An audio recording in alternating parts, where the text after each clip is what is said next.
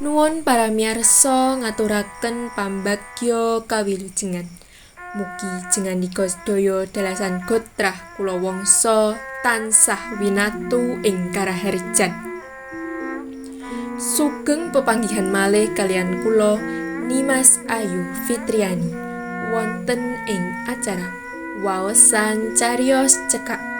Wekdal punika sampun sumadya ngaturaken waosan cariyos kanthi irah-irahan nalika udan tumiba seratanipun Muhammad Nur Rasyid P ingkang kapecak wonten ing cerita cekak kalawardi panjebar semangat nomor 11 tanggal 11 Maret 1990 kalih.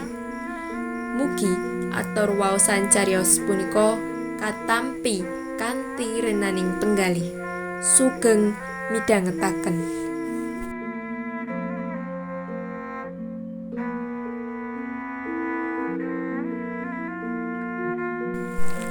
Wong wadon setengah umur sing awake gur kuwi isih senden cagak karo sedelo-delo ngusapi eluhe nganggo pucuke klambi. Lampu teplok sing cementel pojok urupe tansah mobat-mabet ketampek angin sing nrobos selani gedhek. Man, kok kebangetan temen kowe? Mung gawe wirang lan isine wong tuwa wae. Yen wis kadung kaya ngene, banjur tak delikake endi raiku tole. Panjelitihe atine karo nangis sesegrukan. Lemut sing mencok batuk ditamplek banter. Lemute mlayu, sirahe malah keras kliyeng-kliyeng sebab ditampek dhewe ngeget. Swara gemeruh gegere wong kampung sing ngarak Sarman anake lanang sore mau bali bengung ing kuping. Ayo, nang digawa menyang bali desa. Ayo, ayo. Wong sakampung padha gemruduk menyang bali desa kanggo nyidangake Sarman sing mentas digrebeg ana sentonge Warni anake Pak Karto.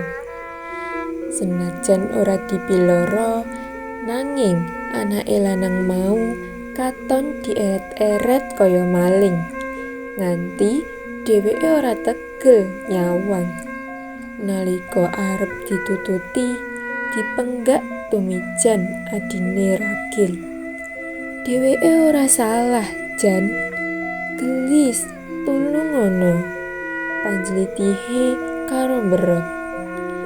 Nanging tangane tumijan banget pukuh anggone nggondheli tangane. Musana dheweke dipondheprok karo nangis glolo dadi tontonan wong akeh. Wengine saya ngremet, atine saya goreh. Wis bubar isya, Sarman isih durung mulih. Mengko gek digawa menyang kantor polisi. Yen ditahan, rak saya kedawa-dawa urusane. Apa ora ana bocah wadon liyane sing ayune mungkuli Warni tole? Tangise malah drenginging memelas. Le, atiku kok ora kepenak to yen kowe gandengan karo Warni. Simbok iki kok aneh. Apa salah aku gandengan karo Warni? Ora ngono le, ngerti yo Warni kuwi lah anake musuhe bapakmu. Musuhe bapak? Apa sebabe bapak kok memungsuhan karo Pak Karto? Gara-gara rebutan simbok. Barang bapakmu bisa mboyong aku, Pak Karto terus memungsuhi bapakmu. Apa Pak Karto seneng karo simbok? Ya Le, wiwit simbokmu isih prawan Sunti, Pak Karto wis ngesir. Sarman barang diceritani ngono, banjur ngguyu jegigik.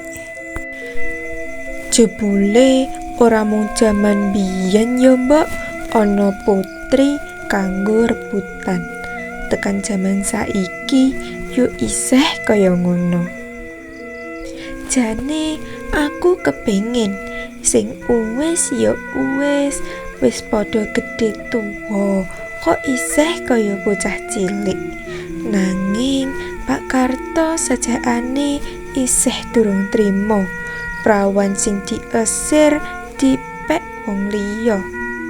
Mula nganti bapakmu tinggal donya, Pak Karto meksa isih durung gelem nyopo aruh.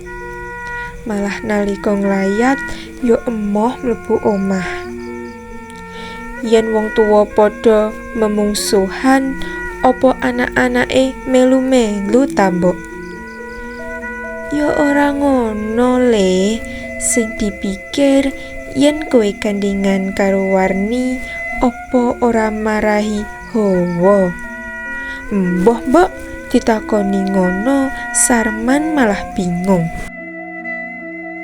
Nate Sarman ditari arep dielokake Mbak Yune ana Surabaya, nanging pamrihe supaya adoh karo Warni. Nanging Sarman ora gelem. Alisane kepingin ngancani dheweke lan Sumi adine Rakil. Karo maneh sapa sing garap Tegal lan sawahe yen ditinggal menyang Surabaya. Senajan Tegale mung sailat lan sawahe ora amba, nanging rak bisa nguripi wong sak omah. Senajan lemahe cengkar campur padas, nanging yen mung ditanduri jagung lan parigogo yo ana asile kok mbok, ujare Sarman. Nyatane bareng udane teko, tandurane parigogo kang diseling jagung wis tukul, karin lateni pangopen lan pangrabuke. Angin wengi saya banter gumrubuk, urupe lampu teplok saya mobat mabit. Mbok Kromo kepeksa ngadeg ngelih lampu teplok rada menjero. Sumi! Kanggo nyuda bingunge ati, anak Rakil diundang nanging ora semaur. Barang dicoloki lampu teplok ana sentonge, jebul wis turung lepus. Sajake kekeselen anggone nangis mikirake Sarman kakange. Ing antarane sunaring lampu teplok, Sumi saya katon ayune. Saya gedhe, Sumi pancen wiwit pecah pamore. Mula akeh joko-joko desane kang kepengin nyedaki. Nanging sajake Sumi durung ngape. Mbok menawa isih durung mudeng yen disir bocah lanang.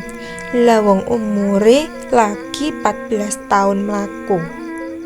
Mbok Kromo kepingin nyekolahake Sumi tekan SMA, mumpung isih kencongah ngragati. Karepe ngono, kaben ana anake sing sekolahe rada dhuwur. Yen sekolahe dhuwur, rak bisa dadi pegawe kantoran, ora kaya Mbak Yune sing mung trimo lulus SD terus omah-omah. Dene Sarman sawise lulus SMP pilih ngrewangi bapake macul. Bareng sing lanang tinggal donya awit ora kecongah ngragati maneh, lagi arep munggah kelas 2 SMP, Sumi kapeksa medhot sekolahe. Mbok Kromo ngerti yen atine Sumi gelo lan atine dhewe uga melu gelo. Nanging arep kepriye maneh? Wis mbok, aku trimo ana omah wae ngrewangi Simbok lan Kang Sarman. bab nerusake sekolah maneh gampang angger ana ragate, ujare Sumi. Sakwise katok ngilingi Sumi, Mbok Kromo banjur klunuh-klunuh metu. Lampu teplok diselehake ana kanap cedhak grobok. Dheweke banjur senden cagak maneh kanthi panyawang suwung. Sampeyan niku jane saged ngajar anak napa boten Tayu? Ngadepake surup, Mbok Karto teka karo mampang-mampang nglabrak. Mangke riyen to sampeyan ngriki napa ajeng nyrengeni kula? Sinten sing boten srengen Tayu? Gara-gara Sarman anake sampeyan niku kula wong sak omah dadi kewirangan. Napa enten bocah lanang nekat mlebu sentonge bocah wedok? Amit-amit nggih mung anake sampeyan niku sing bisa nglakoni yu. Dayoe saya mampang-mampang karo tuting-tuting.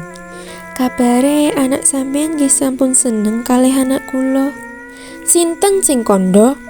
Warni purun gandeng kalih Sarman niku rak mung kekancan, boten isi napa-napa. Sing kegeden rumangsan niku rak Sarman anake sampeyan. Mbok radi sareh to, enten rembug dirembug sing apik. Boten metenteng ngoten. Nggo-lenggoh enten lincak ngriki jejer kula. Mbok Kromo isih guneman sareh.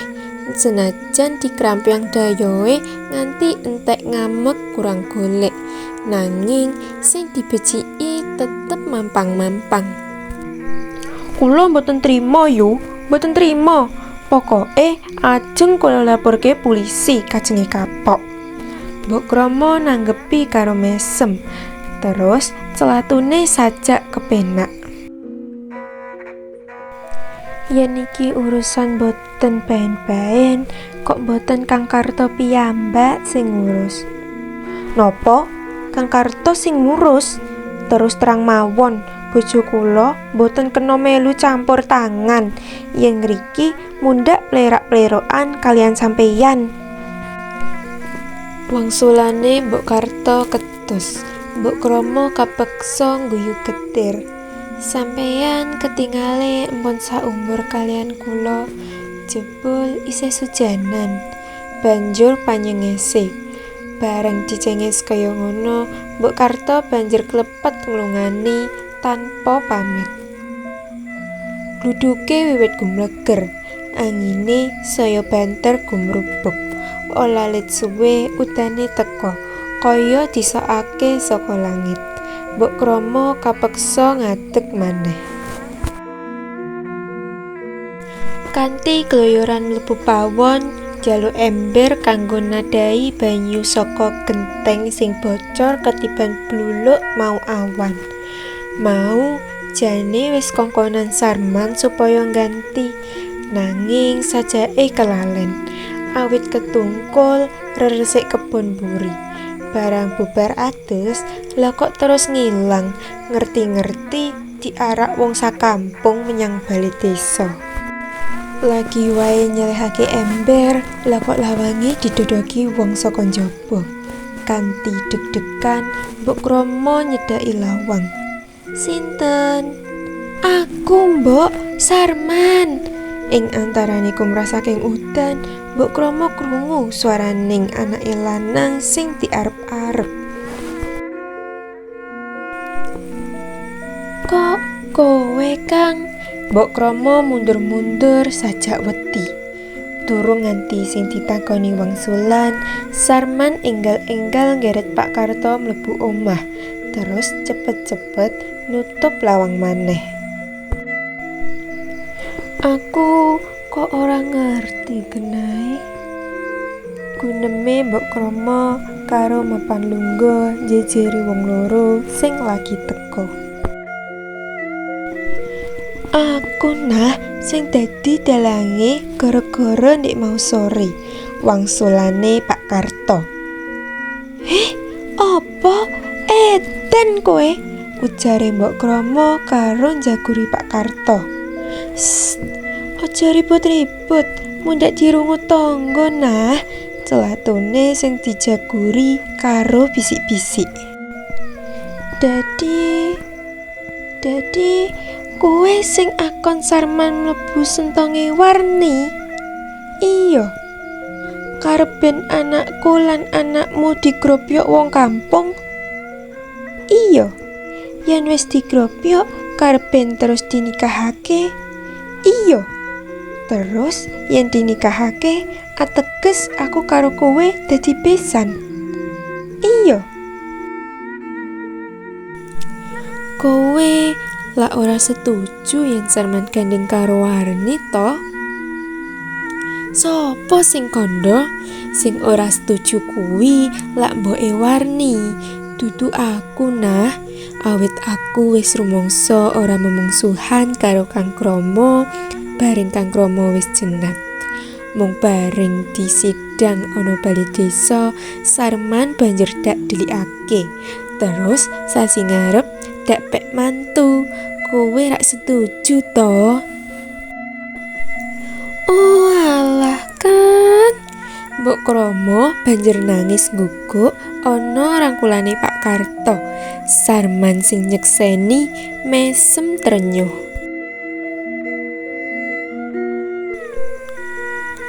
Menawi cekap semanten, kula nyuwun gunging samudra pangeksami, awit sedaya kakirangan dalah kalepatan anggen kula ngaturaken cariyos punika. Mugi rahayu ingkang samya tinemu. Nuwun, matur nuwun. Mugi atur waosan cariyos punika saged dados panglipur sawatawis. Ing wasana kula nyuwun pamit ngantos pinanggih malih wonten ing waosan cariyos sanesipun.